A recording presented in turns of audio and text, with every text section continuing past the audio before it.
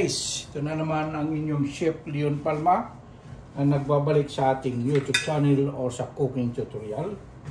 Ngayon, papakita ko naman sa inyo kung paano tayo gumawa ng onion chutney. Onion chutney, ito po, mayroon tayong 2 kilo na onion, slice na siya. Guys, ito ilalagay natin ito sa kaldero, walang laman yan. Ayan, lagyan natin dito ang ating onion na naka-slice. Ayan. Yan po ang ating onion. Gagawin ng onion chutney. Alam ba ninyo kung bakit ako gumawa ng onion chutney?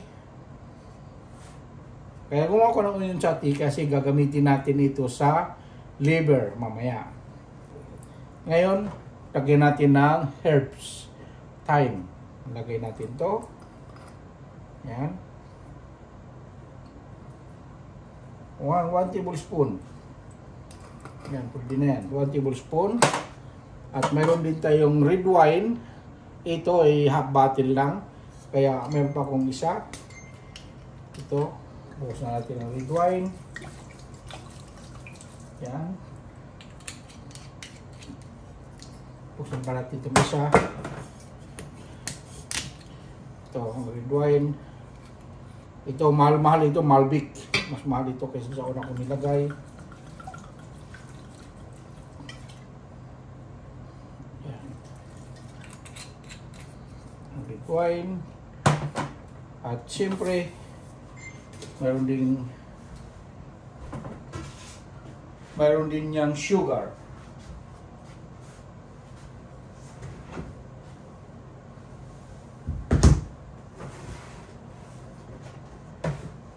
Ito, meron tayong sugar.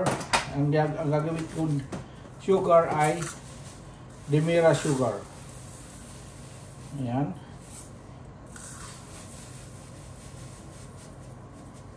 2 cups. 2 cups na yan. 2 cups Demerara sugar.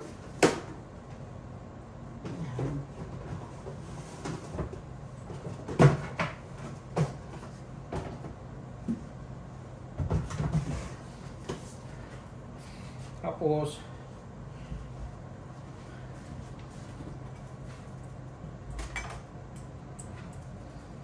lagay tayo ng red currant jelly. So, red currant jelly, lagay natin ito. Spoon.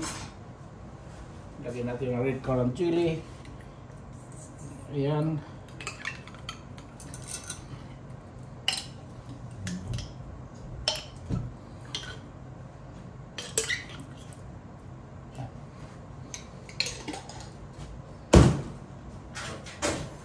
Yan, lagay ng red currant chili.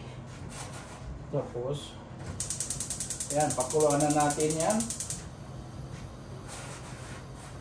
Pakuluan natin. Yan, pakita ko na sa inyo. Yan, papakuluan na natin yan. Hintayin natin siya ng kumulo ng kumulo.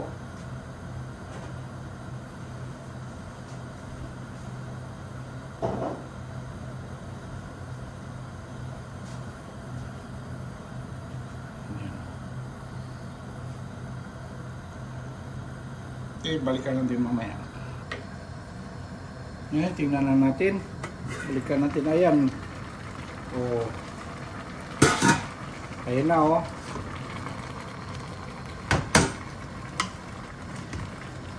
Haluin natin.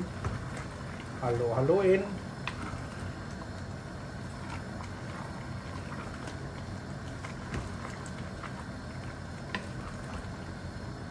Ayan.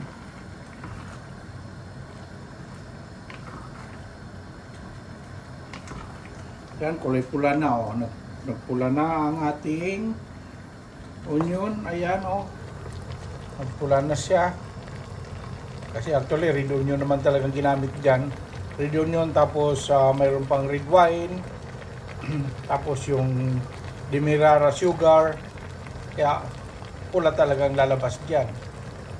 Kaya ayan, oh.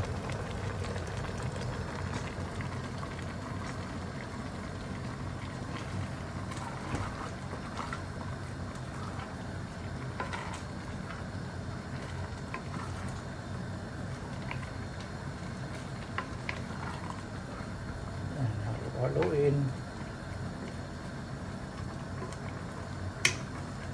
Balikan natin uli mamaya ng konti. Ayan na siya. Oh. Ito na ang ating onion chutney. Yan. Medyo malapit na siyang maluto. So, konti lang ang liquid. Konti lang ang liquid niya.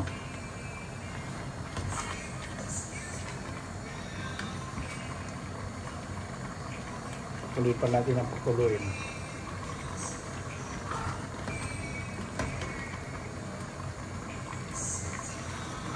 Haluin natin kasi ang ilalim baka tumutong na siya.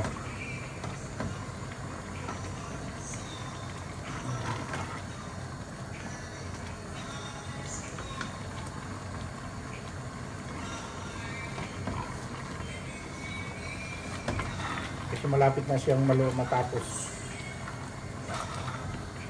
Haluin talaga natin kasi yung sugar medyo nag-stick na siya. Kita mo yung gilid, medyo ano ng gilid ng kaldero natin.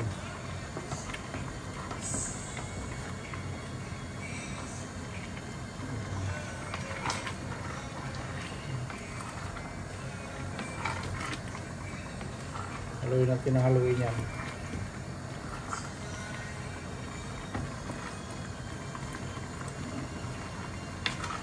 Natin pabayaan na masunog. Ayan. Ano natin?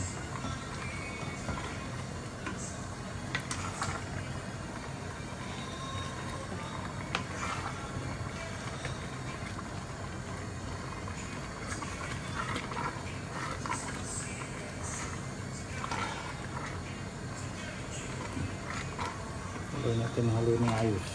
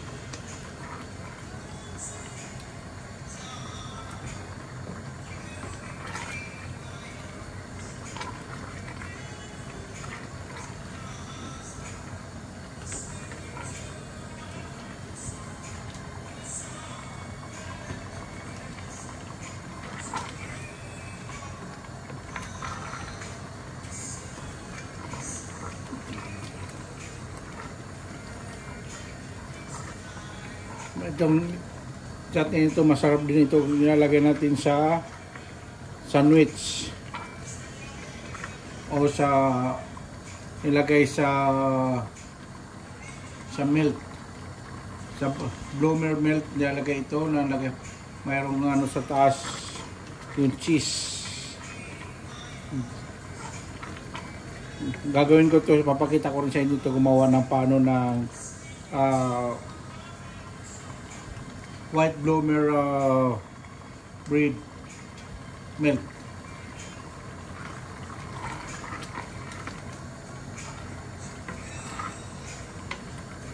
Nakita ko sa inyo kung paano gagawin.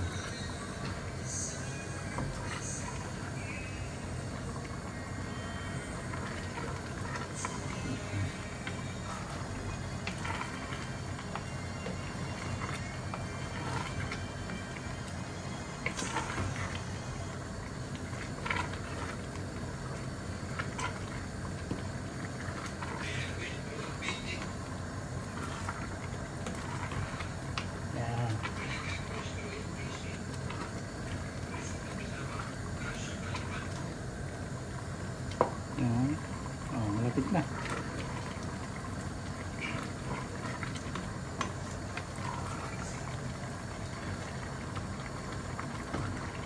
1 minute na lang to. Tapos na 1 minute.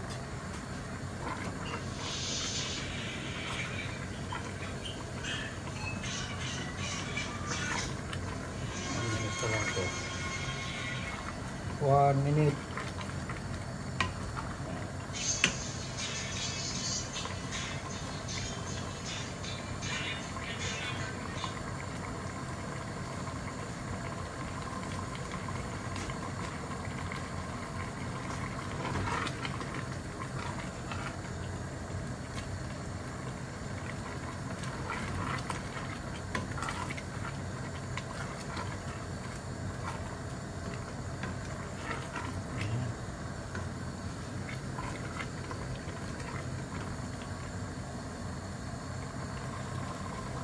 Ito na ang ating onion chutney. Ito, tingnan nyo. Ito na siya.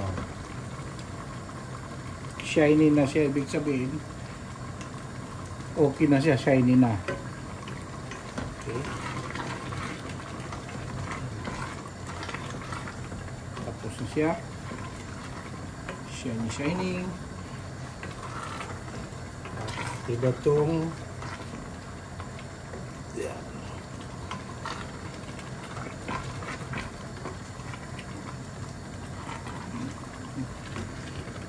Ang ganda niya. Ito na, malapot-lapot to siya. At saka shiny, ibig sabihin lutong-luto na siya. Yan o.